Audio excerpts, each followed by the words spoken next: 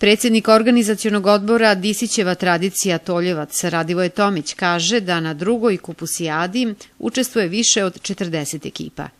Pa najmanje iz našeg sela, inače ima iz okoline svugdje, sada imamo ekipu iz Iraka, dolazi 3 člana da kuvaju pod iračkom zastavom, imamo ekipu Republika Srpska, imamo ekipu iz Makedonije, Šak planina i tako imamo.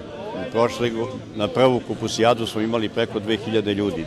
Danas na drugu kupusijadu se nadamo da bude sigurno između 4-5 hiljada. Tu su stručni žiri, visoko stručni kuvari, pa oni će da ocene ko je najbolji, ko najbolje zna da skuva, ko će da bude bolji kupus i tako.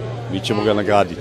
Takmičarskog je karaktera. Za prva 3 mesta nagrade su Zemljani Ćupovi, a predsjednik žirija je Goran Kuzmanović, inače profesor u Hemijsko-tehnološkoj školi u Kruševcu. Danas na ovakvom terenu i na ovakvom mestu teško da se odradi kupus, naročito kupus, jer to je staro tradicionalno jelo i onda svako gleda da na svoj način dočara to spremanje, da li u zemljanoj posudi ili u kotliću ili u nekom kazanu, znači prati se i gleda se kompletan nastup njihov, ekipni, priprema tih namirnica, termička obrada, fizička i onda naravno termička kuvanje, kako na koji način to pristupaju, kako ređaju kupus, koliko vrsta mesa, koji je specifičan začin, znači tradicionalno ništa novo. Mislite da će imati težak zadatak danas? Pa kako sam video do sada da biće teško.